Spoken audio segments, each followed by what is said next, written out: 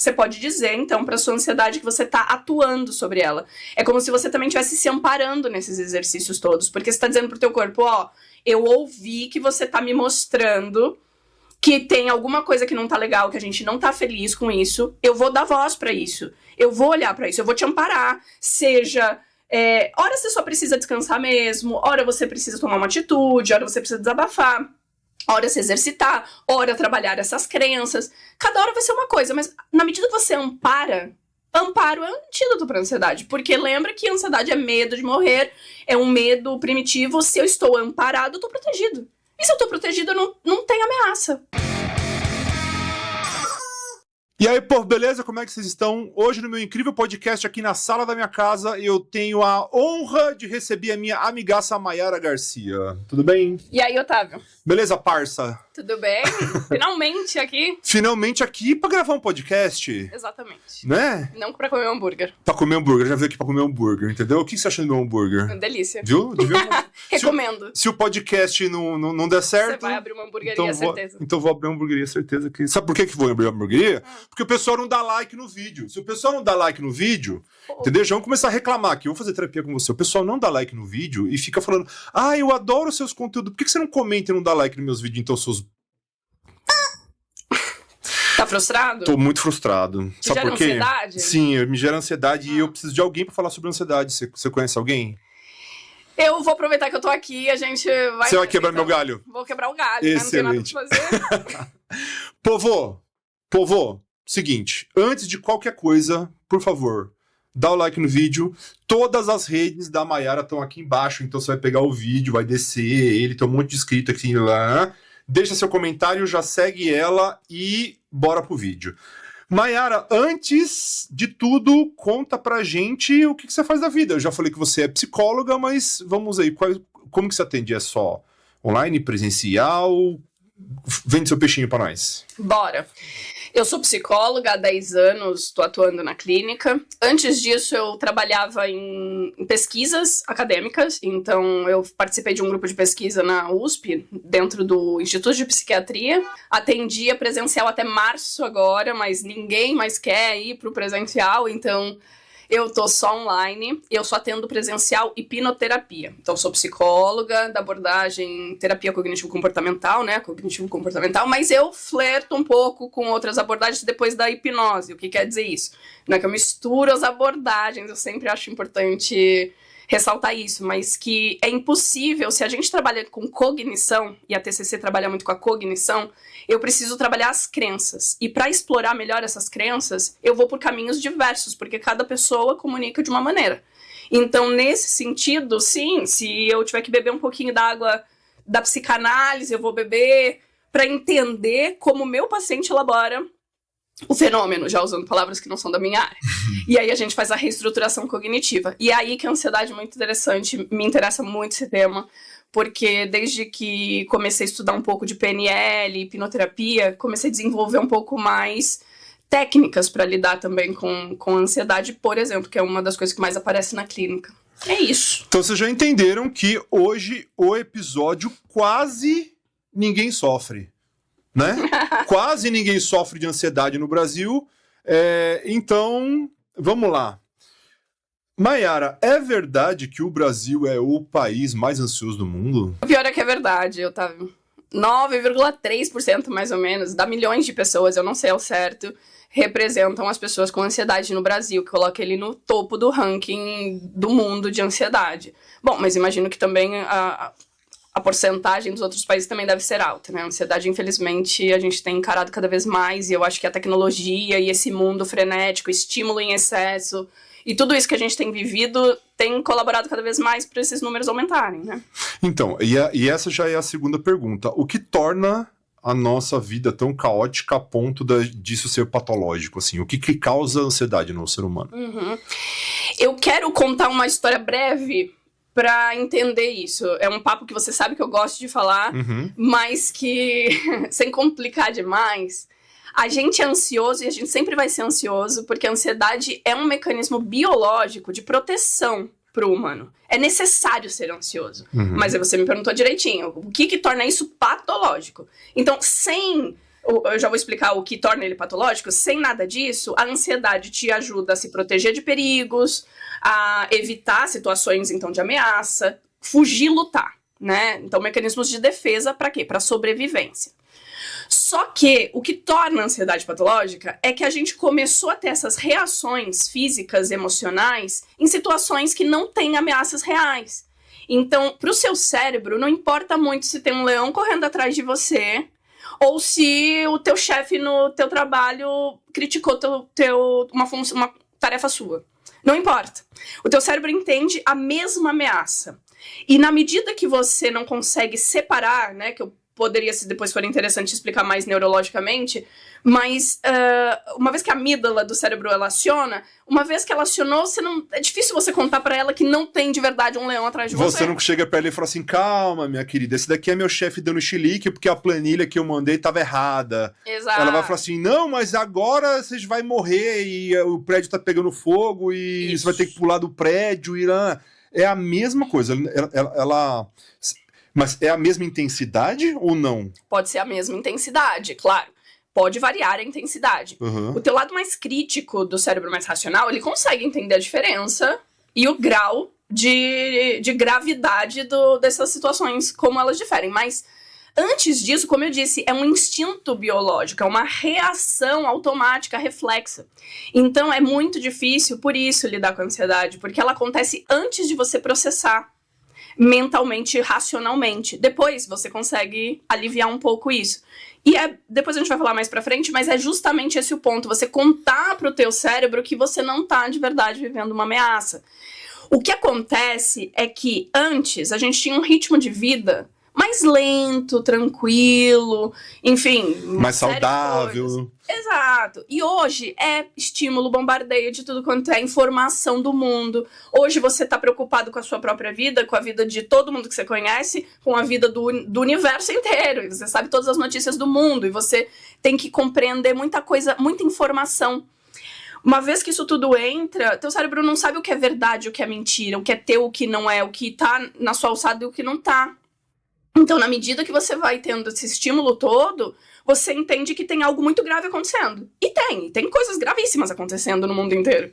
Só que não é tua questão pra resolver neste momento, não tá no teu controle. Só interromper o vídeo rapidinho aqui pra vocês, porque eu preciso dar um recado. Eu juro que é muito rápido. Eu sei que de tanto você consumir conteúdos de narcisistas, você olha pro lado e fala assim, meu Deus do céu, nós estamos cercados por eles. Pois é. A maior autoridade de narcisistas no mundo é uma pesquisadora chamada Ramani Durvasula. E ela traz dados impressionantes. Ela fala que de 15 a 18% da população mundial tem traços fortíssimos de personalidade narcisista. E eles envenenam as pessoas que estão em volta. Olha só que coisa boa. Isso significa que 1 em cada 6 pessoas que você conhece deveria ficar enjaulada.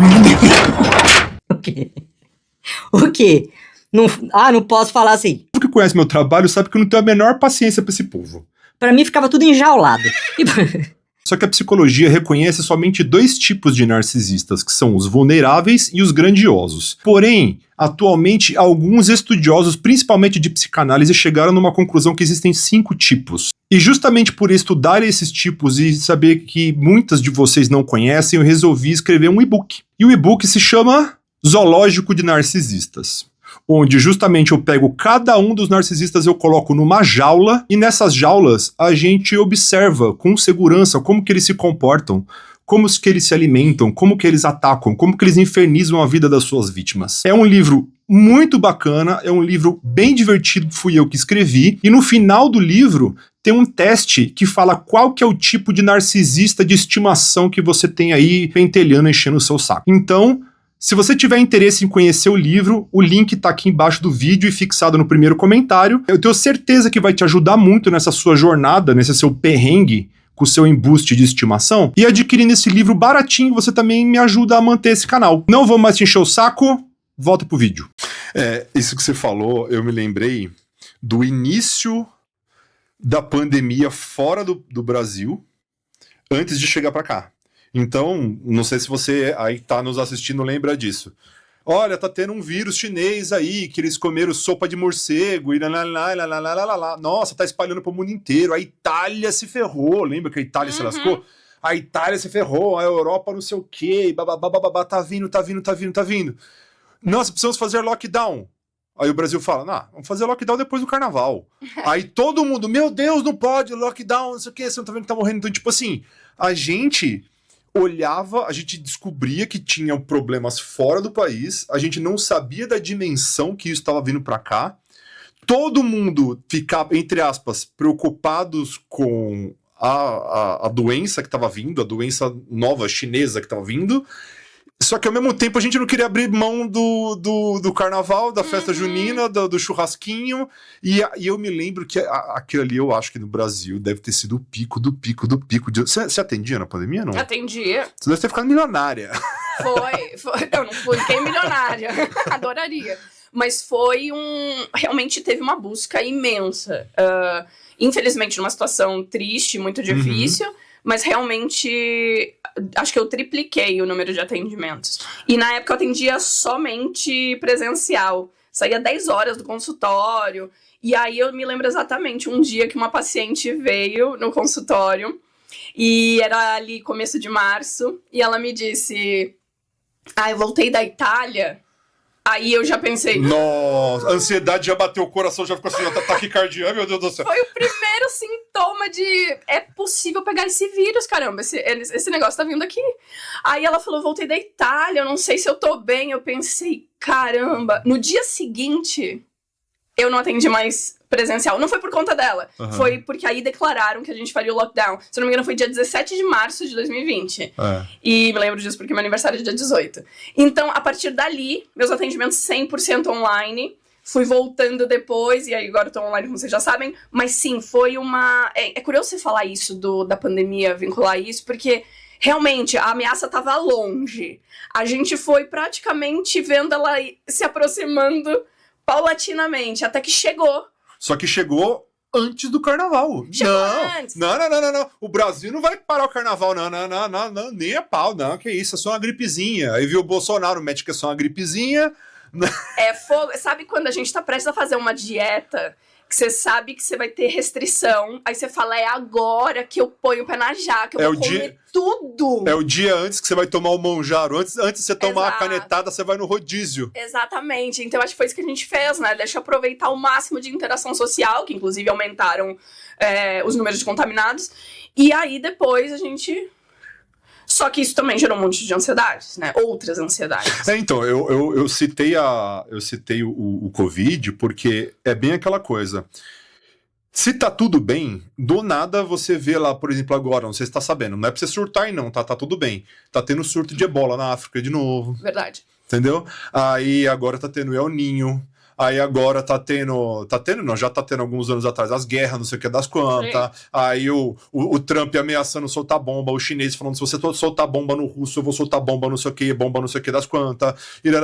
Aí a gente vê a situação econômica, a gasolina daqui a pouco vai bater R$10 e a gente tá achando engraçado, e por aí vai, né? Então, tipo assim, os estímulos, as informações são muito diretas e alarmistas para poder dar like, para poder dar view, para poder engajar. Para poder engajar, e são pulverizadas na nossa cara, assim, tipo assim, ai meu Deus do céu, tá vindo não sei o quê.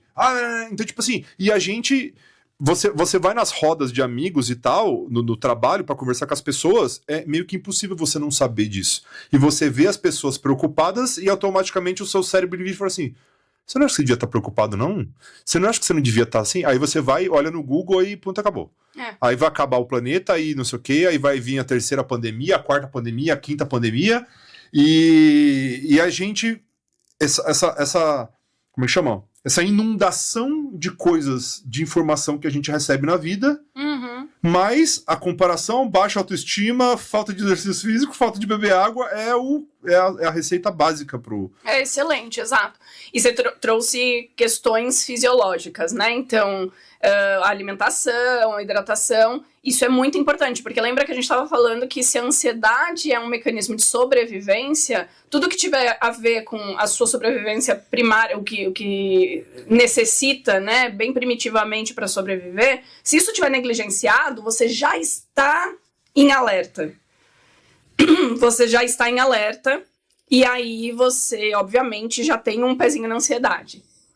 Depois vem tudo isso. Eu já estava desamparada, de certa forma, porque já tô com a minha vida em ameaça. Aí vem tudo isso, eu não sei se eu dou conta de tudo isso. Aí você vê como vai agravando? E aí pode ser que, sei lá, a sua roupa favorita tá pra lavar, você não conseguiu usar hoje. Isso pode ser fatal pra você. Aquilo já pode ser a gota d'água, porque tudo tá dando errado. Entendi. Então, assim, você acaba somando, não é nem somatizando, né? Você acaba somando, você vai colecionando informações de guerra, de economia, de tragédia, do seu cachorro que vomitou, da sua coluna que começou a doer, do seu chefe que por acaso deixou escapar na reunião que vai ter corte na empresa, e não necessariamente você tem controle sobre aquilo, só que aquilo afeta a tua mente de forma subconsciente, de forma inconsciente, e uma caneca preferida sua que você quebra é o suficiente pra você entrar em surto. Não é surto, não é a palavra, mas você... como chama? Cair, é isso? Isso, aí desencadeia, né? Eu acho que seria isso um gatilho importante para vir todas as outras ansiedades e medos e aflições e essa sensação de incapacidade, que tudo vai dar errado.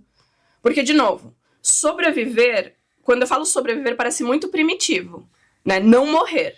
Mas sobreviver num mundo moderno, complexo, com tantas interações, é muito mais do que só não morrer. É poder me sentir pertencente, poder ser aceito no meu meio. Logo, para isso, eu acho que eu vou precisar performar de maneira adequada, eu vou precisar ser aprovado por todo mundo, então eu preciso me comportar de uma certa maneira. E a gente acha que tem a ver com fracasso. Se eu fracassar, eu não vou ser aceito. Se eu não for aceito, não vou pertencer. Estarei sozinho e então tenho mais chances de morrer, não sobreviver, né? Tudo vem de um lugar muito primitivo e instintivo, mas obviamente ficou muito mais complexo.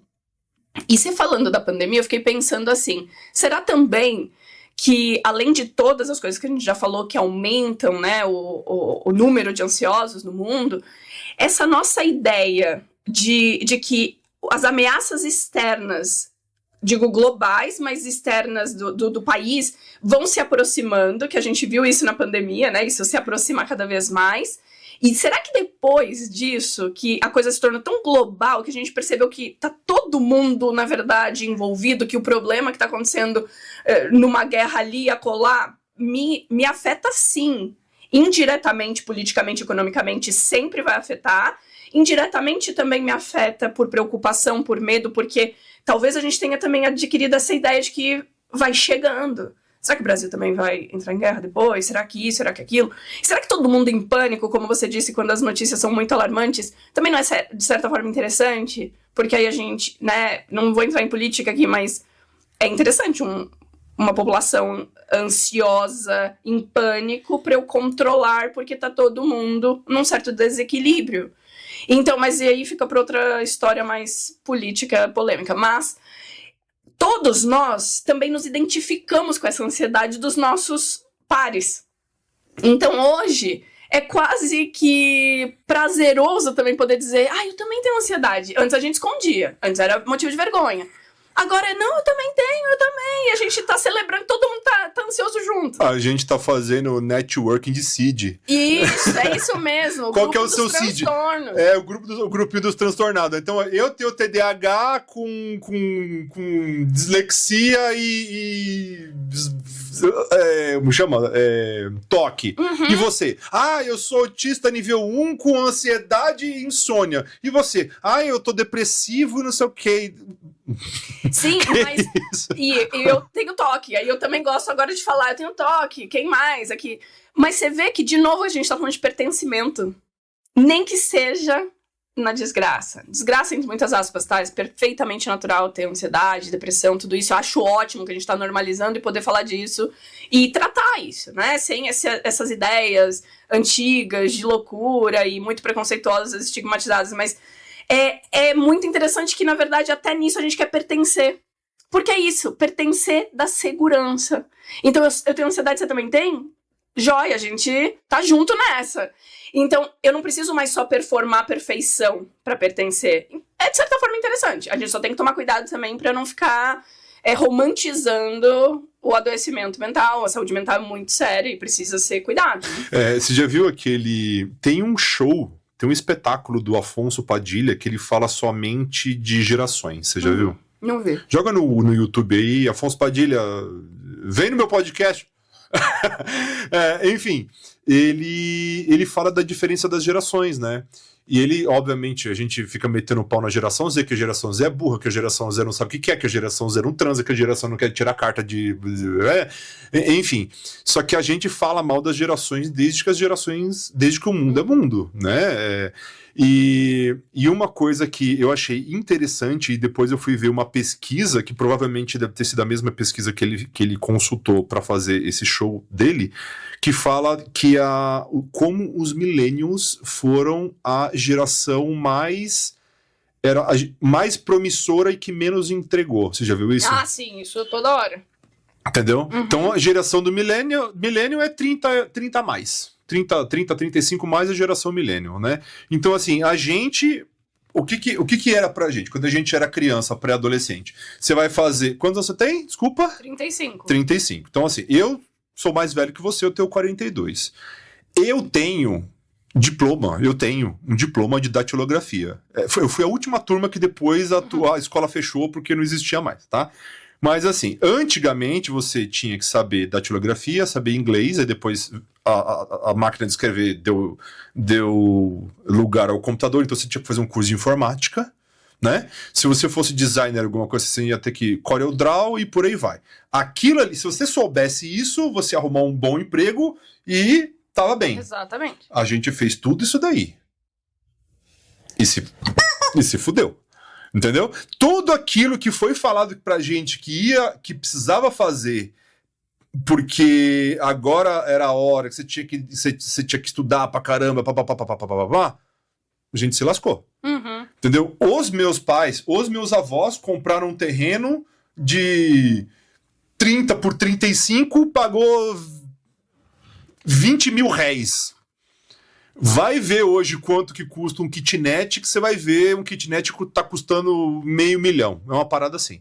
Então, estavam falando que na vez do millennial ser adulto, desandou. E nós, millennials, nós somos a geração que mais toma remédio controlado, que mais faz terapia, ainda bem. Imagina se não fizesse a merda que ia ser. E a impressão que dá é que você ser millennial já é você ter ansiedade em algum grau. Uhum. Você vê diferença isso no consultório em outras faixas etárias? Tipo assim, a galera baby boomer, que é dos 50 a mais, ou de adolescentes, você vê que eles são menos ansiosos que os millennials, ou tá todo mundo ansioso no mesmo balaio e tá tudo igual? Olha, não fiz empiricamente para te trazer dados, mas de observação eu te falo que sim, todo mundo tem um pouco de ansiedade, porque novamente tem a ver com aquela coisa instintiva, então cada um na sua medida vai ter, mas você tem muita razão. Os millennials, como você estava falando, a gente enxergou que os baby boomers viveram, a gente tinha aquilo como modelo, parecia que tinha um caminho bem traçado. Parecia que tava tudo óbvio como a gente tinha que fazer. Era só seguir o manual e ia dar certo, que é o que você tava dizendo. Mas a gente seguiu e não deu. Porque aí o mundo mudou. E aí a gente se deparou com a imprevisibilidade. Eu tava com tudo muito previsível, mas quando chegou minha vez, a regra mudou. Então, meu pai e minha mãe conseguiram seguir essas regras e ter sucesso nessas regras. Porque quando eu segui... Eu lembro de pensar isso quando eu tinha uns 15 anos. Eu não vejo a hora de fazer 18, tirar carta, eu vou comprar um carro, o carro custa 20 mil reais. Quase todos os carros populares custavam 20 mil reais. Mas aí quando chegou de verdade a época disso, era 50 e 60. E não se ganhava proporcional. Hoje um Kwid é 100 mil. Não, e isso, agora, o que era 50, 60 que me parecia caro na época, agora é o barato.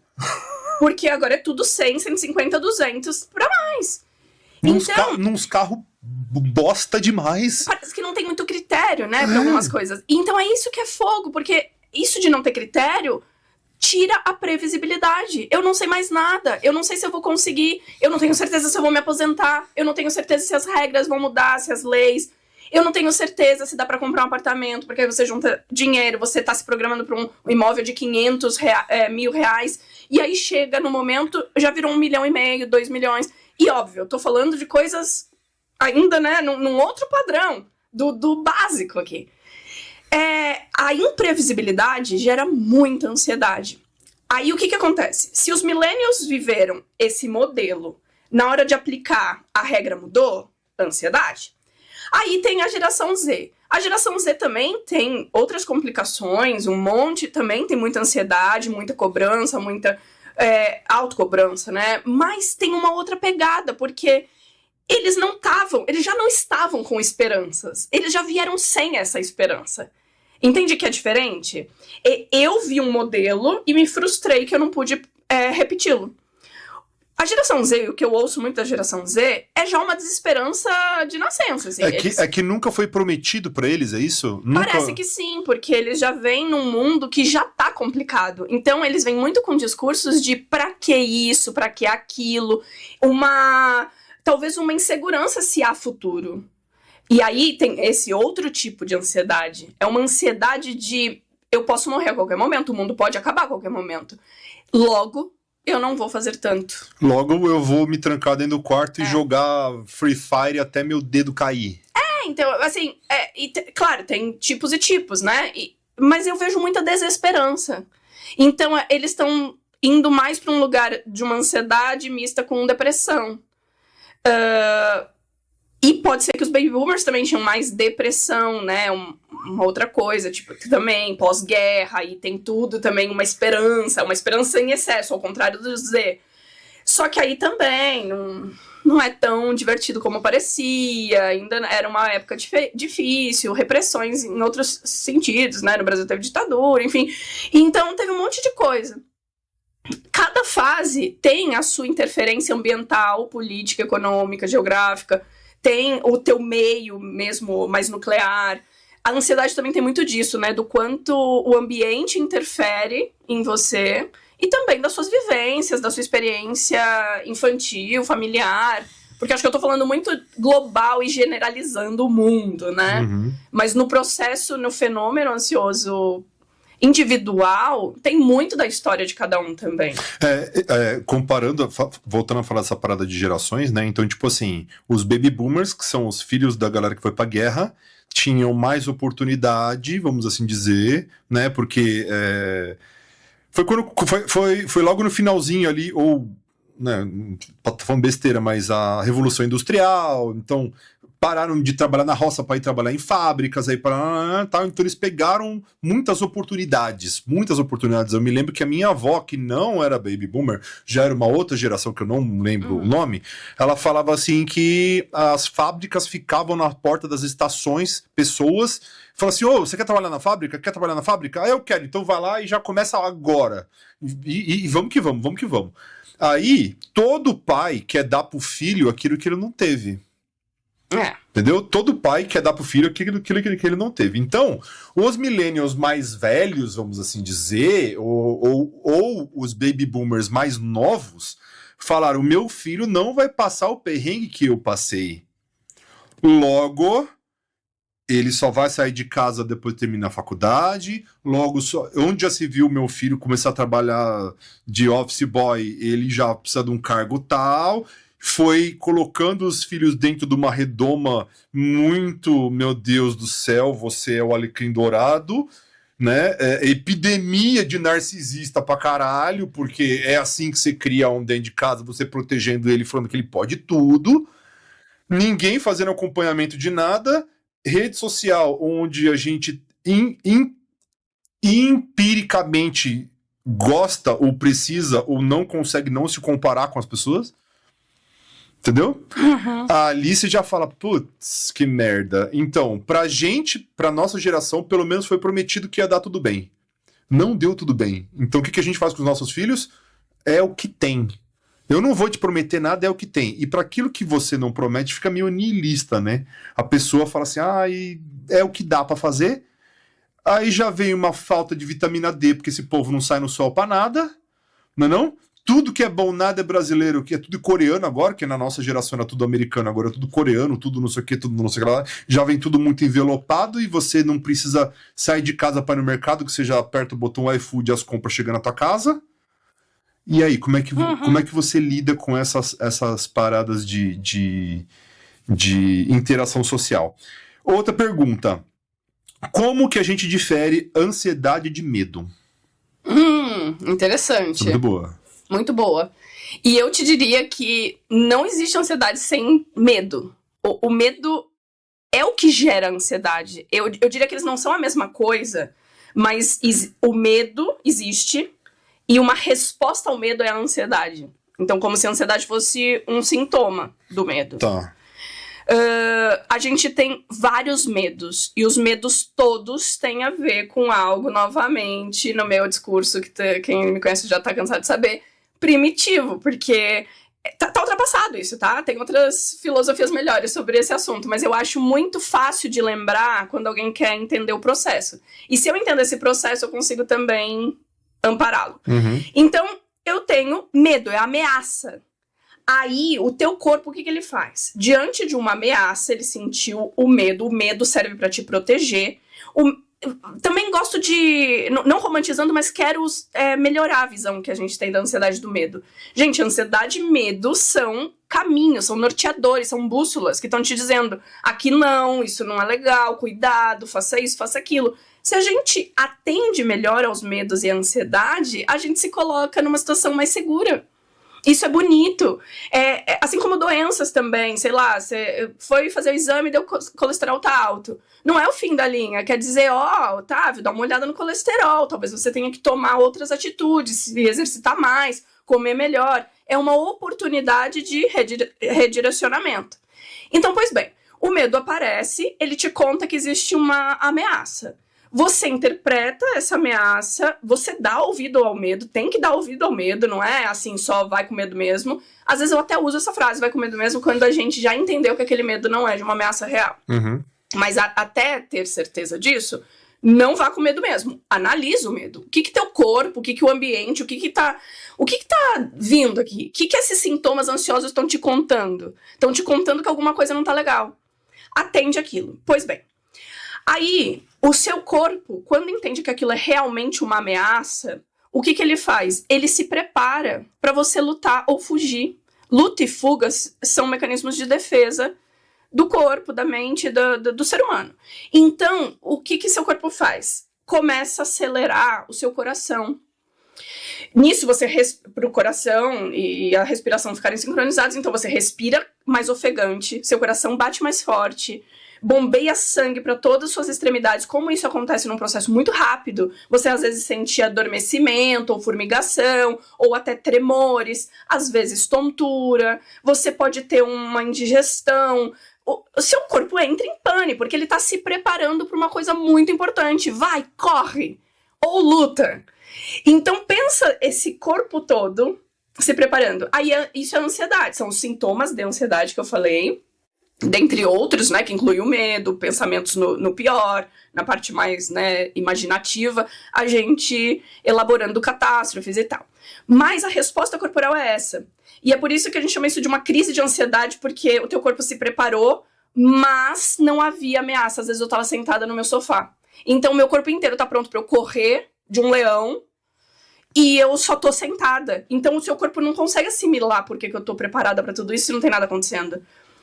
E é aí que entra a ansiedade patológica, que é quando começa eu ia dizer hábito, mas não é bem hábito, mas quando o seu corpo constantemente entra nesse estado sem um motivo real. E que aí eu poderia explorar que todos os outros motivos talvez aí estejam muito ligados às suas crenças. Eu creio que isso não é legal, que isso não é bom, que isso é um risco pra mim, que isso vai gerar tal coisa, que vai gerar tal outra coisa. E, portanto, eu estaria em ameaça. Então, por isso que eu disse que complica muito. Mas tudo parte de um medo. É que o processo ansioso é como se esse medo fosse prolongando.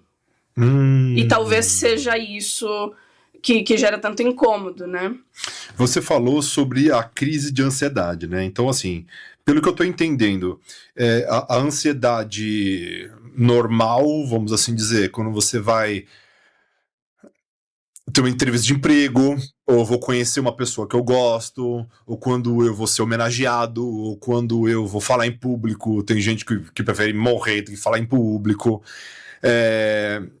Esse seria, assim, aquele friozinho na barriga que te dá um desconforto, e depois que você vai ver e tá tudo certo e beleza. Como que é a crise de ansiedade mesmo? Assim, a pessoa tá tendo crise de ansiedade a ponto... Eu já fui parar no hospital com o princípio de infarto, porque eu tinha dor no peito, falta de ar e meu braço esquerdo formigando. Aí eu cheguei no hospital na casa dos 30 a mais, infartou, porque assim, se você não morrer de infarto até os 45, 50, de 50 pra frente os infartos, como o coração já não tá mais forte, ele teoricamente não te mata. Não é fulminante. Não é fulminante. Na minha agora, infartou, deitou, enterrou, né? Aí eu já fui lá e tal, e coincidentemente eu tenho uma lesão no ombro, e a minha lesão tava doendo e estava fazendo meu braço formigar, por acaso. Aí a dor no peito e a falta de ansiedade, a falta de ar era a ansiedade. Fiquei horas e horas e horas rodando exame de sangue, eletro, não sei o que, e papapá, me viraram do avesso. Não, você não tá infartando. É ansiedade. É ansiedade. Puta, que coisa. E, voltando à pergunta, como que é a crise de ansiedade? Você já é um acúmulo de pequenas ansiedades e chega uma hora que o copo transborda, vai uma gotinha de ansiedade, vai uma gotinha, chega uma hora que transborda e o corpo colapsa? Como que é essa... Não necessariamente. É comum isso que você disse, pode ser que seja a gota d'água a crise, mas tem gente que não tem ansiedade e a primeira experiência que tem já é uma crise. Porque talvez tenha a ver com o nível da ameaça. Você estava me perguntando no começo sobre a gravidade, níveis, etc. E talvez seja isso. Se entende que, vamos supor que você nunca teve ansiedade na sua vida. Aí você tá num lugar X, que você não conhece tão bem, que você não tá tão familiarizado, e do nada começa a pegar fogo no lugar. Você concorda que vai te dar uma certa ansiedade? Uma certa ou talvez muita ansiedade? Vai te dar. E que bom que vai te dar, porque nesse caso você precisa dessa ansiedade. Eu sempre dou esse exemplo do incêndio. Você tá no meio de um incêndio, eu não vou falar pra alguém no meio de um incêndio, gente, respira fundo, calma, vamos fechar os olhos. Não, corre, galera, corre, grita, faz o que tem que fazer. A ansiedade ali é importante, concorda? Sim. Então, mas é o mesmo sintoma de uma crise.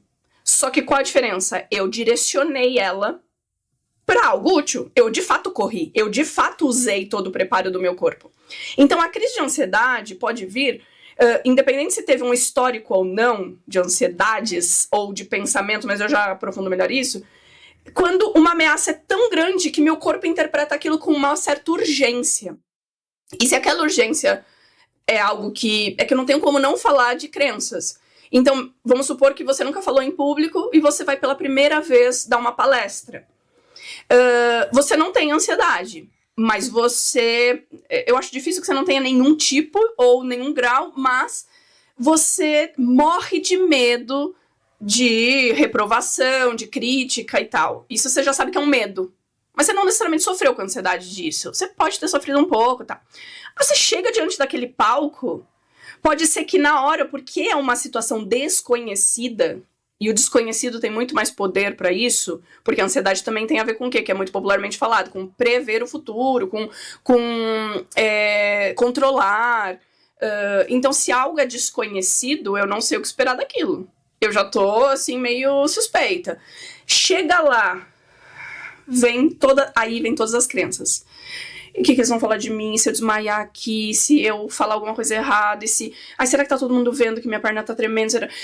Pode desencadear uma crise super séria, e essa pessoa nunca tinha se se dado conta de que ela tinha uma ansiedade. Nunca tinha tido um histórico ansioso por trás antes. Não necessariamente ela tinha ou ela foi acumulando. Mas, claro, eu creio que se eu tenho tantas crenças assim, limitantes ou disruptivas, eu certamente tenho algum grau de ansiedade, só não tinha vivenciado isso, né?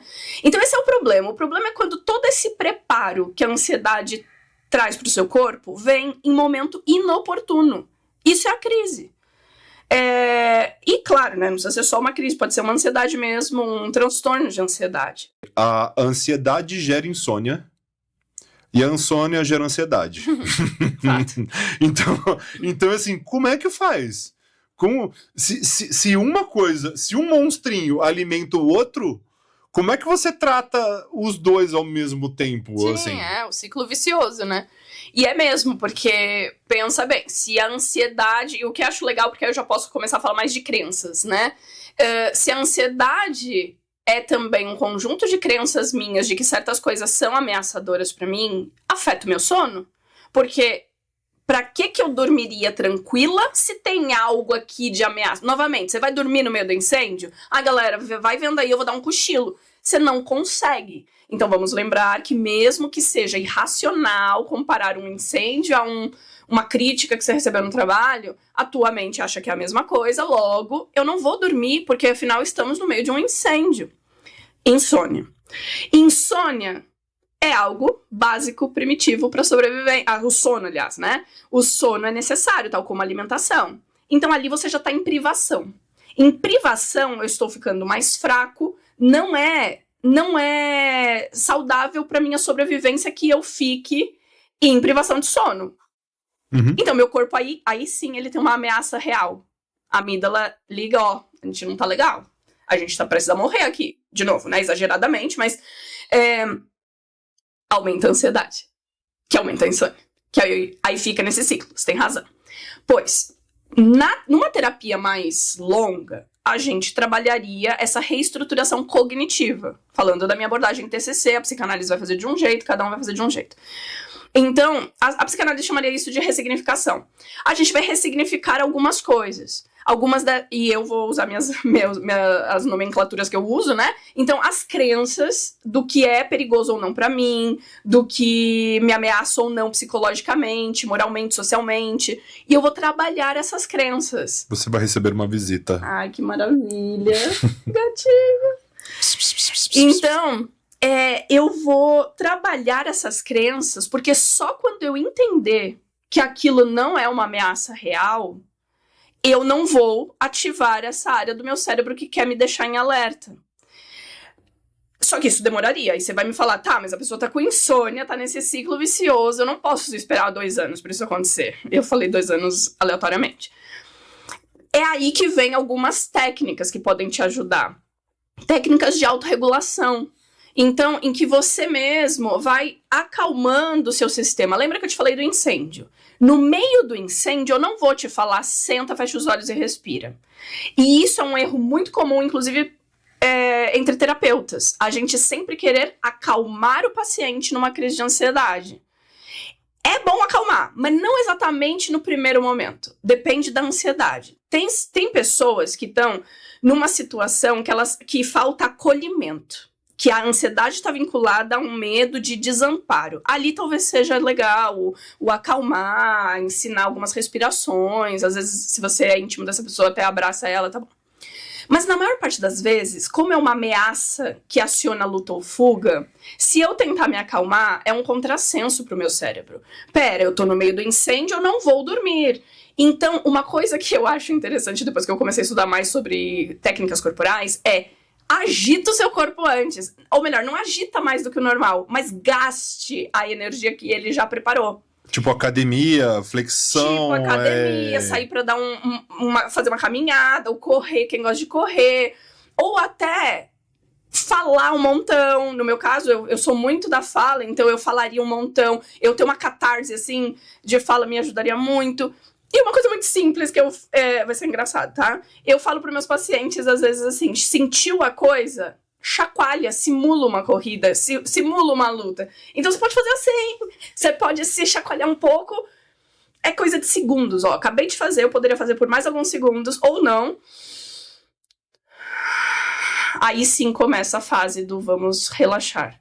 Porque eu trouxe esse estímulo. Sabe, quase como numa convulsão. O cérebro tá cheio de neurotransmissores, tal, tem muita coisa acontecendo ao mesmo tempo, você apaga e convulsiona como se você gastasse. Eu tô falando de uma maneira leiga sobre isso, mas é uma analogia. Você gasta esse combustível e aí tá tudo bem. Um excesso de carga que você tem. Então, eu acho que quando você agita, você conta pro teu corpo, tá bom, agimos. Fizemos algo. Fizemos algo a respeito. Agora eu posso relaxar. Eu não tô sendo negligente. Mas, de novo, importante olhar para o que seu corpo, o que a situação tá te dizendo. Às vezes uma pessoa te falou alguma coisa que você não gostou, talvez você queira responder essa pessoa. Não tô dizendo xingar, não tô dizendo entrar numa briga feia. Mas eu tô dizendo que às vezes sua ansiedade só vai melhorar quando você elaborar uma resposta. Depois que você mandar aquela pessoa tomar no zóio. Antecipei. Nossa, eu sou muito assim. Porque às vezes eu entro no embate mentalmente antes, aí a gente entra no embate, aí eu vou embora assim, não, eu deveria ter falado tal coisa, dá vontade de voltar lá. Volta aqui que eu não tenho nem de brigar com você. Não, isso é muito. Só que aí eu te dou um conselho, não vai lá e entra no embate. Em algumas situações, claro, a gente tem que resolver com a pessoa. É aí que você pode fazer exercícios em casa. Fala sozinho, técnica da cadeira vazia, coloca uma cadeira vazia, imagina a pessoa ali e fala tudo que você quer falar. Eu acho que hoje, como a gente tem os recursos tecnológicos, eu tô adaptando as técnicas. Então, a gente não tem nosso grupo, nosso contato próprio no Instagram, que é você mesmo ali. Manda um áudio. Só que manda mesmo como se você estivesse falando com essa pessoa, que você nunca vai encaminhar pra ela. Mas é tão aliviante, porque, de novo, seu cérebro não sabe o que é verdade, o que é mentira. Você fez, aconteceu. Ele não acha que tanto faz se o outro estava sendo um receptor disso. Até porque nossas ansiedades, grande parte, é coisa que a gente tem que resolver nós com nós mesmos. O outro é só um espelho, uma coisa ali que tá... Não importa muito. Então, quando você fala com convicção, escuta, isso, saiu de você. O importante é sair de você. Não é chegar no outro. E isso é um exercício. Então, tá vendo? Outros recursos. Você pode dizer, então, pra sua ansiedade que você tá atuando sobre ela. É como se você também estivesse se amparando nesses exercícios todos. Porque você tá dizendo pro teu corpo, eu ouvi que você tá me mostrando que tem alguma coisa que não tá legal, que a gente não tá feliz com isso. Eu vou dar voz pra isso. Eu vou olhar pra isso. Eu vou te amparar. Seja... hora você só precisa descansar mesmo. Hora você precisa tomar uma atitude. Hora você precisa desabafar. Hora se exercitar, hora trabalhar essas crenças. Cada hora vai ser uma coisa, mas na medida que você amparo é um antídoto para ansiedade. Porque lembra que ansiedade é medo de morrer, é um medo primitivo. Se eu estou amparado, eu estou protegido.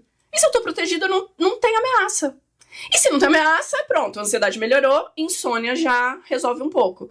Algumas vezes isso é tão difícil de fazer, e em alguns graus mais ainda, que a gente acaba, a psiquiatria pelo menos vai trabalhar direto na insônia. Vai te dar um remédio pra dormir bem, ou até pra abaixar sua ansiedade. E tudo bem também, tá? Porque eu acho sim que a gente tem que aprender a ter autorregulação. E devemos trabalhar isso em terapia, ou da maneira que cada um achar melhor, porque muitas crenças detonam a gente ao longo da vida. E é um jeito de resolver na raiz. Mas, quando tá muito difícil e tá virando um ciclo vicioso, eu acho perfeitamente natural que a gente possa fazer intervenções medicamentosas, porque às vezes eu preciso ensinar meu cérebro a agir num outro estado. Eu preciso relembrar que existe esse outro jeito de operar. E aí sim, depois fica até mais fácil algumas terapias e por aí porque às vezes o seu cérebro tá tão encharcado e ele tá tão adestrado por ele mesmo, né? Ele tá tão adestrado por ele mesmo que você, meu Deus, tensão, que ele vê uma praia. Só pra você ter noção, a primeira crise de ansiedade que eu tive na minha vida foi de frente pra uma praia lindíssima em Florianópolis. Aí. Você fala, mano, por que eu tô assim, cara? Qual era a ameaça? Nossa, meu Deus, entendeu? Aproveitando o gancho aqui, por que ter contato com bichinhos de estimação é tão bom em questão de ameaças, ó, em questão de ameaças, em questão de ansiedade, depressão, desregulação emocional, assim, isso aqui, nossa, cara, essa daqui teve um papel muito, muito tenso, muito foda, vamos assim dizer, no luto da minha avó. Nossa, essa daqui não saía de cima de mim, parecia que percebia, assim, sabe? E nessa soquinha, ai meu Deus. E por que ter contatos com bichinhos de estimação, animais, ocupa a cabeça? O que acontece na nossa cabeça, não é essa? Olha, eu vou falar a minha interpretação da coisa. Vamos pesquisar depois e entender melhor o que tem sobre o assunto. Porque tem várias também teorias sobre isso, né? Algumas mais energéticas, que vão dizer... espirituais. Do miasma, uma troca de energia com o animal, espirituais. Mas eu vou falar do que eu domino mais. Então, pensa bem. Vou dar o exemplo da tua avó que você acabou de falar. Você tinha vivido um luto. Perdeu tua avó. Existe uma falta, uma ausência, uma carência ali. Uma falta de... que também remete à falta de amparo. E que remete à finitude. A finitude do luto é o que detona todos nós, às vezes mais ainda do que... E não quero desmerecer quem partiu, mas eu digo... aquela pessoa que partiu gera tanta dor, claro, pela saudade, pela relação que vocês tinham, mas aí te faz lembrar também que todo o resto é finito. Exatamente. As outras pessoas que você ama. A filosofia chama de toque da morte. A morte te tocou. O toque da morte. O toque, né? A morte te tocou e falou assim, eu existo. Exato. Lembrou de mim, né? Eu existo. Olha como é que eu existo. Aí você começa... Nossa, aí tomou consciência. Pois é, e aí você vê esse vazio, esse desamparo. E os bichinhos, eles trazem a presença, o amparo. Você tem que sair de um lugar de vítima para ser um cuidador. Você dá amor, você cuida, você dá comida. Mas mesmo quando você não tá em condições de fazer isso, ele tá ali trocando afeto. Essa troca de afeto mexe nesse lugar ali antigo que eu tô dizendo, do desamparo. Ali você tá vivendo aquela dor, mas aí é quase como se o toque da morte te mostra que a finitude existe, o toque do animal te mostra eu existo, o afeto existe, ainda existe uma vida continuando, né? E claro, é carinho. Você aciona também áreas do seu cérebro que são diferentes do sofrimento. Você tá ali desenvolvendo compaixão, amor, libera serotonina, dopamina, melhora o seu estado de humor. A gente poderia falar até que melhora a depressão. Então, tá vendo como também depressão e ansiedade se conversam? Porque se eu tô menos ameaçado, não tenho tanta depressão. Se eu tô com depressão e eu tento melhorar da depressão, melhora essa sensação de ameaça. É muito gostoso. No fim, a gente precisa de troca. O animal, ele dá essa troca gratuita. Então é fácil, ele não cobra nada. Ali eu não tenho que ficar falando do meu luto, eu não tenho que ficar falando... Claro, naquele teu exemplo, né? Mas a gente também precisa das trocas humanas sociais. Por isso, no mundo moderno, a ansiedade tem muito menos a ver com essa sobrevivência primitiva de alimento, sono e abrigo, e muito mais com pertencimento. Eu dou aquele exemplo da zebrinha tomando água, que se ela estiver sozinha, o predador vem e come ela. Mas se ela tá num bando, o leão não vai se aproximar. Então, a gente tem isso meio que programado. De novo, isso tá um pouco antiquado já, mas a gente começou a entender que é importante estar em grupo.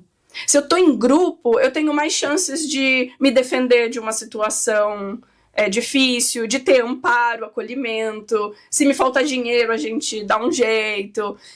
A gente acha que a gente tem medo de envelhecer sozinho. Então a gente começa a vincular todas essas coisas. E aí quando uma coisinha pode ameaçar esse contato social, vira ansiedade. Então, por exemplo... eu não sou tão bonita como as outras pessoas que eu comparo no Instagram. Então, eu não vou ser tão desejada. Se eu não vou ser tão desejada, eu vou morrer sozinha. Pronto. Aí, né? Só pra fazer mais rápido. Entendi. Ou, meu chefe me criticou. Então, eu não sou o melhor funcionário. Então, eu vou ser mandado embora. E aí, a gente começa a ver que tudo isso é um risco. Então, coisas que antes não eram ameaças passam a ser ameaça. E por isso que a gente não gosta de de críticas, a gente se compara o tempo todo e a gente compete, a gente quer sempre mais, a gente nunca tá satisfeito. E por isso, quando você tava me falando de antigamente tinha aquele... Você falou das empresas. Ah, vem trabalhar nessa empresa. Pronto, sua vida tá feita pro resto da vida. Você já sabe. As pessoas não queriam nem sair da empresa nunca mais.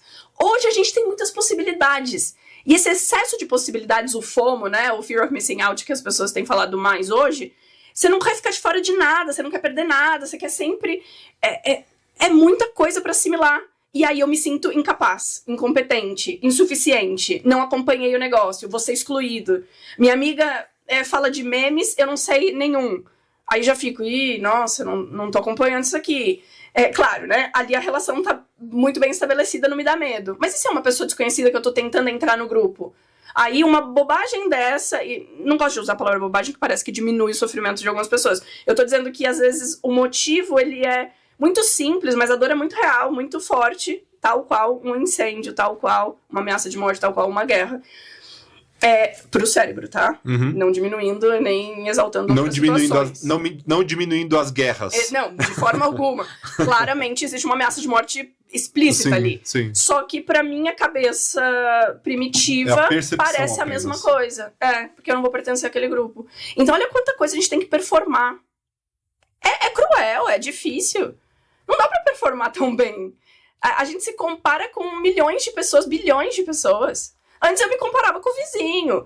Eu me comparava, sei lá, na época das nossas avós, ela tinha uma referência. O que me quebra na ansiedade, trabalhando há 9 anos com internet, é justamente você ver.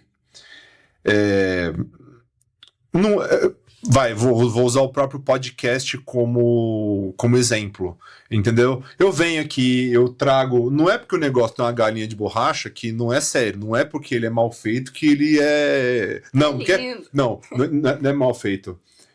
Não é porque é esculachada que é mal feito, entendeu? Não é porque... Enfim, o que eu mais vejo na internet você vai, se prepara, traz convidadas maravilhosas com você e tal, e pá. Aí o YouTube não entrega. Por que não entrega? Porque o povo não dá like no vídeo. A gente tem que ficar implorando pro povo dar like no vídeo, aí não dá like. Aí eu não consigo dar like no vídeo porque eu tô assistindo na televisão. Não fala nada pra você. Aí, beleza. E tá, aí você vai, edita e sobe e dá 50 visualizações. Aí você vê um cara fazendo qualquer merda que seja, mas qualquer merda, vou esculachar aqui banheira de Nutella, entendeu? Qualquer coisa que você fizer zoando alguém ou bababá, e dá 1 milhão de visualizações, você vira e fala assim, eu deveria parar de fazer algo sério que ajuda pessoas, eu deveria fazer pegadinha lá na praça, eu deveria fazer não sei o que das quantas, o meu foco, ele é ajudar pessoas terapeutas, né? Eu ajudo pessoas ao dobro. Eu ajudo pessoas ao dobro, né? Então, se você ajuda pessoas com o seu trabalho, eu ajudo o teu trabalho, logo eu tô ajudando em dobro, lógico. Aí a gente vê e fala assim, nossa, são horas de edição, horas para subir, horas para fazer o corte. Se eu estivesse trabalhando com pegadinha, se eu estivesse fazendo besteira, sabe? Se eu estivesse criando fake news, eu ia ter mais número, mais audiência, mais... Isso me frustra muito, muito, muito, muito, muito. Aí a galera pergunta, então por que você não faz? Faz então. Entendeu? E por que você não faz? Boa pergunta, porque algo dentro de mim... Porque eu já comecei a fazer um negócio sério. Então, assim, isso a gente pode até fazer um gancho para relacionamento, a ansiedade dentro do relacionamento, né? Um público do meu canal, ele é muito forte em relacionamentos abusivos, né? Relacionamento narcisista, esse povo do bem aí, né? Aquele povo bom pra tacar na fogueira, assim, sabe? Enfim, mas tem muitas pessoas que não saem de relacionamentos abusivos porque já estão lá há 10 anos, já estão lá há 12 anos, já estão lá há 15 anos, estão acostumadas. Então você me pergunta, o porquê que eu não faço algo diferente que poderia dar mais visualização, que poderia me dar mais dinheiro, que poderia trazer patrocínios? Ah, mas eu já tô no podcast há 4 anos, vou começar tudo de novo. Você entendeu a parada? E isso gera uma ansiedade que você vira e fala assim... Nossa, você sabe quantos episódios? Antigamente eu contava. Eu acho que eu parei de contar nos 200. Eu já gravei mais de 200 episódios. Em alguns episódios, eu falei assim, opa, obrigado, valeu, talvez esse seja o último episódio. Porque eu já tava de saco cheio dessa coisa de depender de algoritmo, depender de número, depender de coisa. E isso significa o quê? Que eu estava ansioso para pertencer a um grupo de números, para ser bem visto por números e, moral da história, eu tava fazendo não pelo meu objetivo inicial, que era ajudar pessoas. E sim, não, eu vou ajudar porque eu quero ser grande no YouTube. Eu nunca quis ser grande no YouTube. Então, assim, eu acabo continuando um projeto que era para ser profissionalizável, eu acabo levando ele como hobby, porque ele não me dá tantos números quanto eu gostaria que dá. Por quê? Porque eu tô me comparando com o Felipe Neto. Eu tô me comparando com um cara que só tá fazendo besteira. Eu tô me comparando com o Flow. Eu tô me comparando com a inteligência limitada do comediante lá, que eu esqueci o nome dele, o Inteligência Limitada. É o segundo maior podcast do... Aí você fala, caramba, mano... Só que o meu podcast é um podcast de nicho. Não vai adiantar eu falar sobre... Não vai adiantar eu trazer aqui o patati patatá, porque não é o core business das coisas. O público que eu escolhi, ele se interessa... O assunto que eu escolhi, ele trabalha com inteligência... saúde mental. Com saúde mental no geral. E isso me dá uma ansiedade absurda, porque você vira e fala assim, eu só não vou fazer mais, então. Já viu aquele meme do Agostinho Carrara? Uhum. Que ele tá deitado no chão falando assim, eu combinei com a vida que ia ser assim. A vida que não fez a parte dela. Se não é pra ser do meu jeito, eu não quero mais também. Se não é, já que eles não dão like, eu vou parar de gravar também. E aí vem a reflexão que eu queria que você comentasse. Por que a gente é tão bom, entre aspas, né? Bom, muitas aspas. Por que a gente é tão bom em aconselhar as pessoas quando elas estão ansiosas, depressivas, passando por um problema, e quando a gente diagnostica esse problema na gente, a gente meio que fica paralisado olhando a vida acontecer, as oportunidades de ajuda, as coisas, e a gente não faz pela gente mesmo. Uhum. O santo de casa não faz milagre, Por que o nosso santo não faz milagre? Pois é, por causa da emoção. Porque quando tá acontecendo com o outro, eu não tô na emoção. Eu consigo ver. Então, se você tem agora uma crise de ansiedade, por exemplo, ou a gente só tá falando da sua vida, eu tô no meu lugar racional. Eu consigo analisar o que tá acontecendo, eu consigo ver de fora, ponderar. Eu não tô desestabilizada, desregulada emocionalmente, que me faça eliminar o racional. Eu consigo. Você também conseguiria se você estivesse num outro estado, que é o que a gente fala quando a pessoa melhora ou toma remédio, enfim. Agora, se eu começo a sentir a ansiedade, ou se eu descubro que eu tenho, mas eu não tô no momento eu me sinto fragilizada. Aí aquilo vira uma ameaça. Aí eu já não me sinto nem capaz de cuidar de mim, porque afinal eu tenho aquilo. Então, existe uma vulnerabilidade que interfere nisso. Ou, o que eu tô falando é que ora é a emoção que interrompe e atrapalha novamente. Se um parente seu tem um infarto na tua frente, é mais fácil que teu vizinho venha e faça a parte prática de resolver com mais agilidade do que você. Mas algumas pessoas são super boas. Tudo bem, aí porque já treinaram. É por isso que é muito difícil, eu nem sei se é proibido, né? Mas médicos, cirurgiões operarem pacientes da família ou amigos muito próximos, não tem uma parada dessa? Sim, eu não sei se legalmente tem uma proibição, mas realmente não é aconselhável. A galera não quer, né? Imagina, pensa você tendo que abrir o coração do teu pai. Meu pai, nossa. Você vai ficar tremendo, mas se é um desconhecido é diferente, porque novamente não mistura emoção.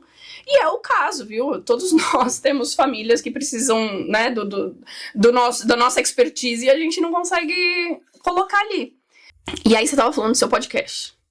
Por que você quer pertencer a esse nicho, quer ser aceito, mas você sabe que, de repente, a piscina de Nutella ia ter mais engajamento? A mesma coisa, eu também sinto isso. Eu sinto que se eu fizesse qualquer tipo de conteúdo ou se eu trabalhasse com qualquer outra coisa, ia ter muito mais engajamento. Mas eu não quero. Eu quero fazer isso. E você também, você quer fazer isso, você quer falar desse tema. Parte porque a gente já se especializou mais nisso e é mais fácil, mas aí que vem um pouco dos conceitos que eu trouxe, que é, a gente gosta de previsibilidade. Se eu tiver que mudar todo o meu jeito de viver, tudo que eu sempre conheci e acreditei, isso vai me gerar também ansiedade, porque eu vou ter que me adaptar demais. Adaptação é bom para sobrevivência, é necessário, mas tem momentos que pode ser muito estressante. E eu acho que isso também explica um porquê dos estímulos serem tão estressantes e ansiogênicos pra gente. Porque, novamente, o seu cérebro ele não consegue assimilar tantas emoções ao mesmo tempo. Você tá no Instagram rolando o feed.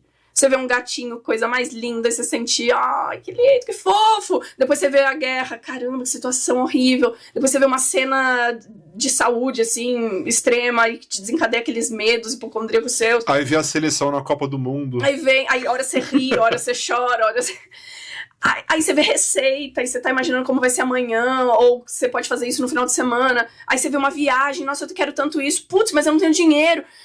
Você percebe que você começa a sentir todas as emoções que um ser humano pode sentir ao mesmo tempo. Só que não tem tempo da assimilação. Não tem tempo de digerir nada disso. Meio que fica confuso e é estressante. Quando você menos espera, você não tá consciente disso. É como se tivessem 20 mil abas abertas num computador que não dá conta. Aí dá pane. E aí vem autoestima, vem outros tantos problemas que desencadeiam daí. Mas bom, aí tem um monte de comparação e tudo isso. Aí o que eu quero dizer é que excesso desses estímulos estressa. Portanto, a gente também tem como mecanismo também de defesa e sobrevivência anti-ansiedade automatizar as coisas, fazer as mesmas coisas, ter previsibilidade, porque, de novo, a ansiedade está ligada a incertezas. A gente sofre por coisas que nunca aconteceram. A gente imagina coisas. A gente consegue criar cenários. A gente, né, um animal complexo, racional, que consegue criar situações que não são as óbvias. Eu não tô vivendo uma ameaça real, mas um dia fulano pode nunca mais olhar na minha cara, você pode terminar com a tua namorada, você pode isso, você pode aquilo, e aí eu vou morrer. Aí você vincula com todas as suas crenças. Então o que você quer? Controlar as incertezas. Você quer controlar a vida.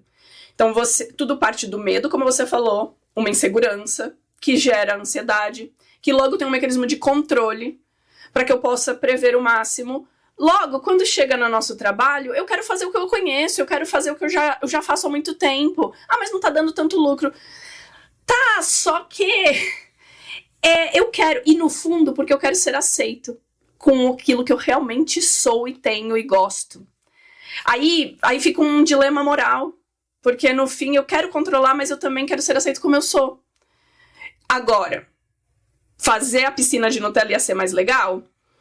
Não sei se mais legal pra gente, mas ia ser mais interessante pra quem assiste? Sim. E talvez até ajudasse nessas pessoas. A gente falou o quanto o nosso trabalho contribui pras pessoas. A banheira de Nutella também. Porque na hora que eu tô ansiosa, tentando manejar tudo isso da vida, você eu vai vejo... procurar um negócio que não seja sério, vai. Exato, é leve. A banheira de Nutella me tirou daquele estado de que a vida é uma ameaça, que tá cheia de ameaça por aí, e me mostrou que, que leve, que fácil, que simples. Então, a partir de segunda-feira que vem, Otávio na rua fazendo pegadinha. Eu também, vou começar a explorar outras áreas. Pegando esse gancho que você falou sobre a gente estar acostumado, é assim, né? O ser humano, ele é muito adaptável, né? Ele é muito adaptável. Você no planeta, você vai encontrar gente morando no deserto da Namíbia, de 49 graus, assando no deserto, e você vai encontrar gente morando no Alasca, entendeu? Assim, e tudo uma questão de adaptação. Eu já falei aqui no podcast algumas vezes, recebi algumas críticas por isso, não gosto dela, não tô aí pra nada, mas o exemplo é muito bom. A Dilma, certa vez eu vi a Dilma falando que ela ia estocar vento, brincadeira. Mas eu vi também a parte aí, eu vi essa parte aí, mas certa vez eu vi ela falando que ela foi torturada na ditadura militar. E independente se eu gosto dela ou não, ninguém merece ser torturado. Na verdade, eu acho que algumas pessoas merecem ser torturadas, mas essa parte não vou falar. Enfim, mas ela falou que todo dia, meio-dia, ela estava presa lá na cadeia dela lá, todo dia, meio-dia, vinha um cara, gritava ela, xingava ela, dava tapa nela e dava choque nela. Todo dia, meio-dia. Doía, sofria. Outro dia, 10 pro meio-dia, ela já começava a se tremer. Chegava o cara, batia nela, xingava ela, cuspia nela, dava choque nela. No outro dia, 15 pro meio-dia, ela já começava a se tremer. O cara, só vagabundo, choque de tortura e tararara. Teve um dia que esse cara não apareceu meio-dia. Deu 1h da tarde, esse cara não apareceu. Deu 5h da tarde, apareceu um outro cara que ela não conhecia. Ali ela fala que ela tinha... A tortura que esse cara fez com ela foi dupla. Porque ele também xingou ela, ele também bateu nela, ele também deu choque nela, só que ela não sabia quando que ele ia parar. Entendeu? É isso que eu fiquei assim, caramba, velho. Até pras coisas ruins a gente acaba se acostumando. Até pras coisas que são punitivas pra gente, a gente acaba se acostumando, né? Tá aí, ó, a resposta do porquê que você não larga do teu marido abusivo, o porquê que você não manda currículo para um outro emprego, porque querendo ou não, a gente acaba se acostumando com a merda, essa é ruim falar isso, né? Então, tipo, é a ansiedade nossa de cada dia. Não, é o preço por ser brasileiro, é o preço por ser mulher, é o preço por ser pobre, é o preço por ser preto, é o preço por respirar, é o preço por ser humano. Então a gente acaba... por que eu vou atrás se nós estamos dentro de um sistema?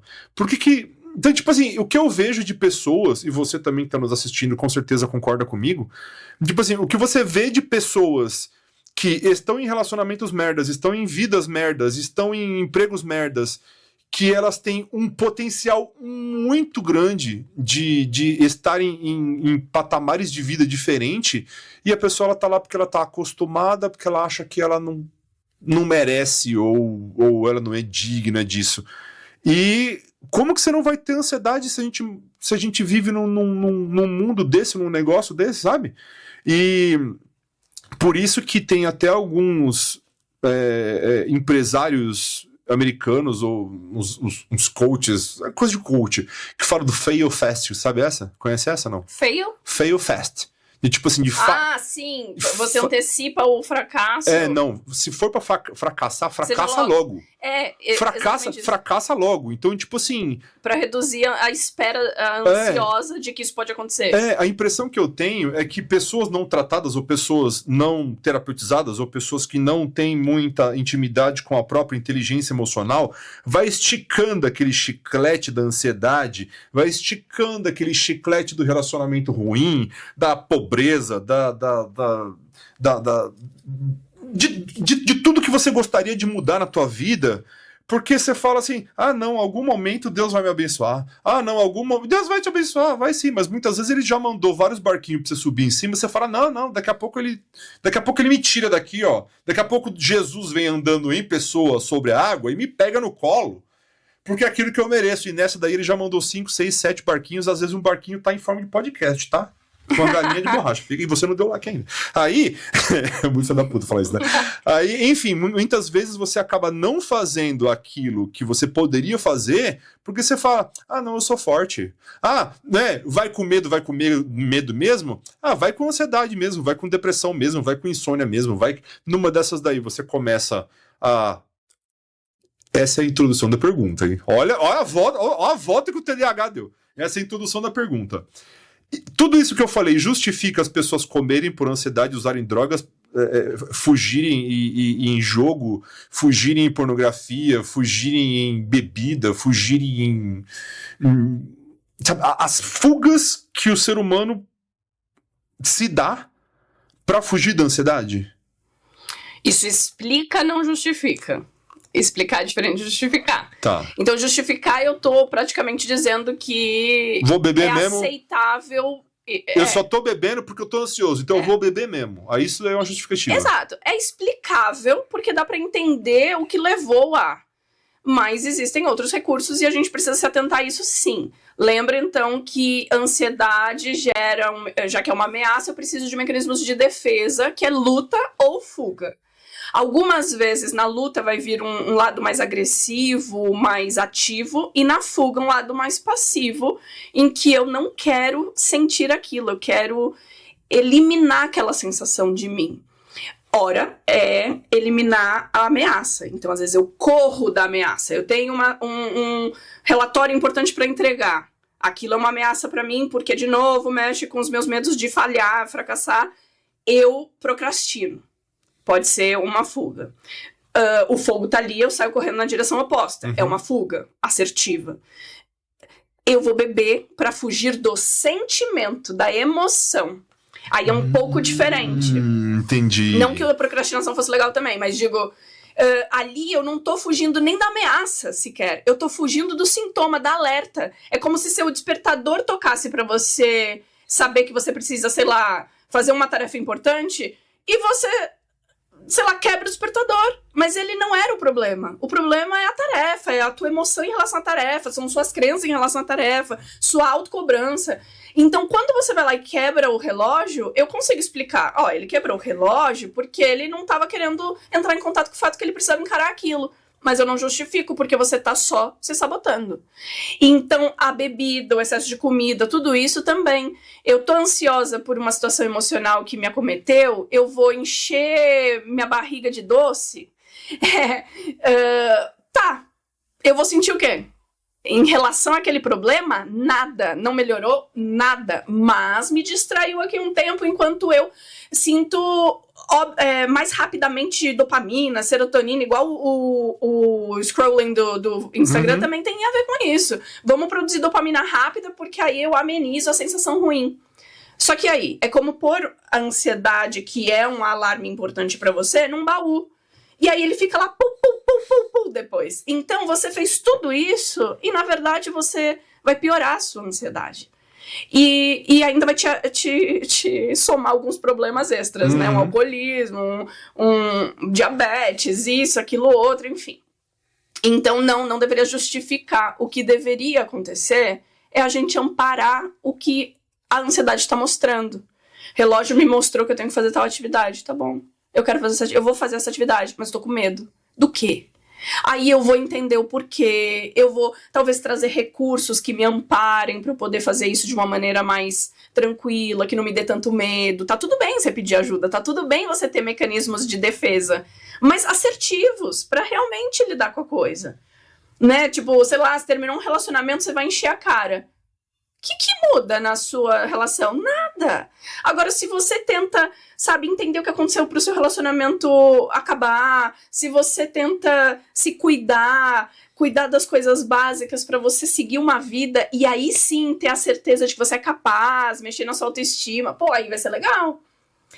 Então, eu até diria, se eu fosse fazer um fechamento aqui, que a ansiedade, então, é uma alerta positiva pra gente, ela mostra um caminho, você tem que olhar pra ela, entender a situação, amparar, atender essas necessidades, e aí você vai reduzir essas crenças de ameaças, né? Acho que vai muito por aí, de repente, e a gente tá aqui mais preocupado em eliminar a sensação. A sensação é importante quando ela tá atrapalhando. Eu elimino a sensação pra depois eu vasculhar. Cada hora eu vou começar por um lugar, né? Porque aquela coisa, né? Ninguém tem fome de 1 litro de sorvete de uma vez. Não é não? Né? Se fosse assim, você conseguiria comer 1 quilo de salada, né? 1 quilo de salada você não come. Agora, 1 quilo de batata frita com bacon e cheddar, você come até 2, né? Tem essa também. Porque é conforto rápido, né? O conforto. E é controle também. Porque é controle e descontrole, né? Se for pensar bem, é descontrole. Mas é uma ideia de controlar. Então, tipo, eu tenho uma baciada aqui de batata frita, eu vou acabar com ela. É como se eu dominasse aquilo. Eu vou beber, aí eu vou perder o controle e não vou mais... Cada hora a gente tá trabalhando com o controle de uma maneira pra produzir alívio. E, de novo, o alívio deveria vir de forma assertiva, quando eu digo de respirações, outras técnicas, para que diminua o sintoma físico e eu possa olhar para a razão verdadeira da coisa. Mas como você estava falando, a gente quer previsibilidade, a gente quer conforto. Quando você me diz essa história né, da Dilma, por exemplo, e da tortura, é mais cruel realmente a intermitência. Essa coisa dela sempre ser torturada ao meio-dia é até bom. Ah, é bom? Não, não é bom. Nenhuma tortura é boa. É menos ruim. Mas é bom que eu já sei quando. Então, ao mesmo tempo que eu sofro, é um sofrimento previsto. Planejado, é. E isso já dá menos ansiedade. Agora, foi mexer no horário, foi mexer no cara, ficou imprevisível. Então, eu já não sei mais calcular essa dor. A gente prefere coisas previsíveis mesmo quando elas são nocivas. Então você tem razão, a gente se adapta até na merda quentinha. Você é cachorreira que nem eu? Sim. E você sabe o benefício do adestramento do cachorro? Pra trazer previsibilidade pra ele. É. E justamente... E é justamente em cima de ansiedade. Aí você vê assim, nossa, mas um cachorro extremamente adestrado, ele não se diverte? Não, é diferente. Ele sabe que tem um momento da diversão e ele sabe que tem um momento de ficar quieto, ele sabe que tem... Por exemplo, você bota o Sushi na coleira aqui, ele vê um cachorro na rua, ele fica maluco, ele quer ir pra cima, que ele quer brincar, ele fica... E ele não vai vencer a coleira e ele vai ficar frustrado. Se ele tivesse sido adestrado, coisa que a Stephanie falou que eu deveria ter feito desde o início, então não fiz. Eu falhei também. Como terapeuta comportamental, eu falhei miseravelmente nisso. Como dona de pet, né? Péssimo. Qual que é o nome dele? Esse é o nome dele? Apolo. O Apolo. É o Apolo. E que fique claro que Sushi é um cachorro, ninguém põe coleira em Sushi quando pede o jato. Não, o povo conhece sushi. Então Meu povo conhece sushi, conhece a paçoca. Mas assim. É uma refeição. Quando você vê um cachorro que ele é adestrado justamente para controle de ansiedade. Sim. Um cachorro adestrado, você tem noção que um cachorro adestrado ele vive mais? Ele sofre menos. Você tem razão. Por isso, porque primeiro que tem a questão do amparo também ali. Eu adestro, então o cachorro responde a mim. Eu tô como tutor que comanda a situação. Ele não precisa pensar em tudo. Ele pode só seguir meus comandos. E sim, a previsibilidade. Eu já sei que depois disso vem aquilo, que depois daquilo vem aquilo outro. Então, sim, você tem razão. É sadio. É sadio porque um ambiente imprevisível é angustiante, é ansiogênico. Inclusive, isso que você falou da Dilma da tortura, que eu não sabia nada disso, mas existe um experimento que é comportamental, pavloviano, que é do desamparo aprendido. O desamparo aprendido é justamente isso que você disse, é praticamente idêntico, mas a gente substitui a Dilma por um cachorro. E eu não gosto disso, porque eu odeio que um cachorro tenha sido utilizado para experimentos, né? E a gente sabe que isso já aconteceu muito. Eu odeio quando você compara o cachorro com a Dilma. Eu odeio também.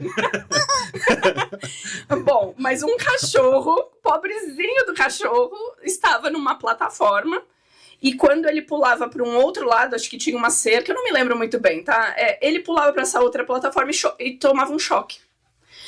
Pois isso foi repetido várias vezes, só que começaram a testar a intermitência. Eu falei da intermitência agora há pouco, quer dizer, hora sim, hora não, não tem um padrão específico. Então, ele às vezes pulava, não tinha choque, às vezes tinha choque. Bom, dado isso, ele fica neurótico com essa coisa. Ele fala, meu Deus, isso daí é uma ameaça constante. Ainda se eu soubesse qual era o padrão específico do choque, eu controlo a situação. Eu conseguiria evitar e não tomar choque. Exato, mas dada a intermitência, é melhor eu parar. E aí a gente vê também a extinção do comportamento. E ele fica amuado, e é o desamparo aprendido. Eu já sei que a qualquer momento pode me acontecer algo. Isso acontece muito com a gente em processos ansiosos também. Porque, ora, uma coisa dá certo na vida, outra hora não. Você já ouviu? Acho que todo mundo que eu conheço já falou alguma coisa assim. Ai, tá dando tudo muito certo, eu tô numa fase boa. Já me dá uma ansiedade. Logo vai aparecer um negócio e alguma coisa vai virar dos avessos. Aí vai vir as terapeutas holísticas falando que você vai cocriar o problema na tua... De manifestar, né? Então, pois, eu acredito que não vai acontecer exatamente isso por essa ordem, mas claro que pode acontecer algo errado, porque a vida é uma constante de dar certo ou errado. Porque a vida não é tudo bom. Ai, que não beleza. Mas a gente não prevê o bom, né? Tipo, quando a gente tá numa situação ruim, a gente não fica assim, tá tudo muito ruim, acho que a qualquer momento vai ficar bom, hein? Ninguém fala isso, mas deveria. É o contrário. A gente faz o contrário, né? Nossa, tá bom demais, o bagulho vai dar ruim. Isso a gente faz. Pois é, porque na desgraça a gente acha que vai durar pra sempre. Porque na verdade é o medo. No fim, todos nós estamos desamparados. Nesse lugar do desamparo aprendido que eu falei do experimento. Ou da tortura. A gente tá o tempo todo assim, ai, quando é que vai vir alguma coisa? Então, vê a importância como ansiedade tem a ver com controle. E eu não tô falando aqui de controle como algo bom. Quanto mais eu tento controlar, mais eu me frustro. Porque mais a coisa sai da minha expectativa. E mais eu confirmo a razão da minha ansiedade. Que é as coisas acontecem da maneira que tem que acontecer.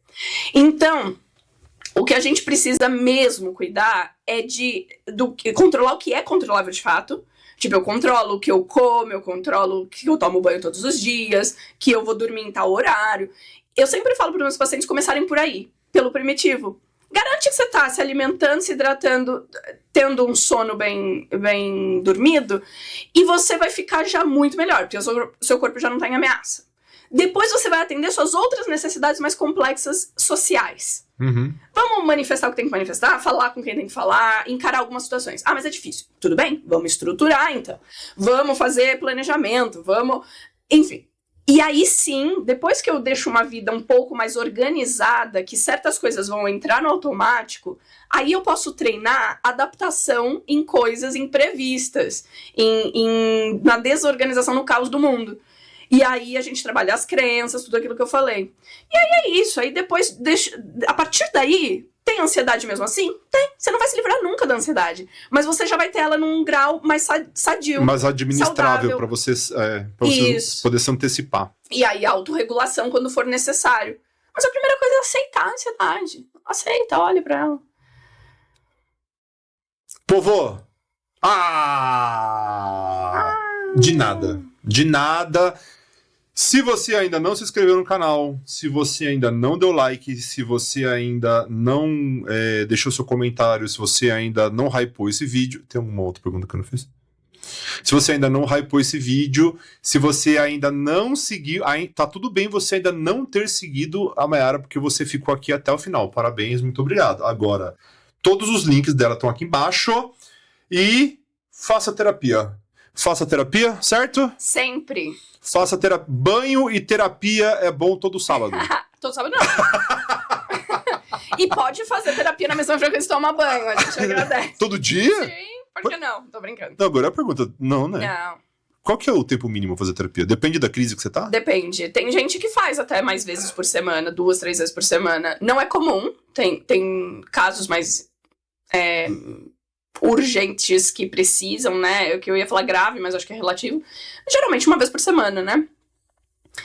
Mas também a gente tem que tomar cuidado de controlar demais e antecipar demais as coisas também, né? Com medo de não cair nisso, da ansiedade, e acabar sendo autossabotagem também. Eu vou evitar demais situações que possam me pôr em risco. Como você falou, né? Você não falou isso, mas eu lembrei desse exemplo na hora. Se eu acho que o meu chefe vai me mandar embora, eu vou lá e me demito antes. Se eu acho que tá estranho meu relacionamento, eu vou lá e termino antes. Quem faz isso chama borderline. Não só. Mas a gente faz muito por antecipação, que é o que você falou. Qual era o exemplo que você usou? Do Agostinho Carrara deitado na BR? Não, foi nessa hora? Porque ele fala, bom, eu combinei com a vida que ia ser assim. Se não vai ser assim... Não era isso. Você falou alguma outra coisa. Mas, bom, a gente faz antes pra antecipar. A gente, então, sabota algumas coisas porque a gente não quer sofrer, a gente quer ter previsível a coisa. Então, eu marco um horário pra coisa acontecer. Eu faço antes da coisa rolar. Antes de acontecer pra que eu não sofra.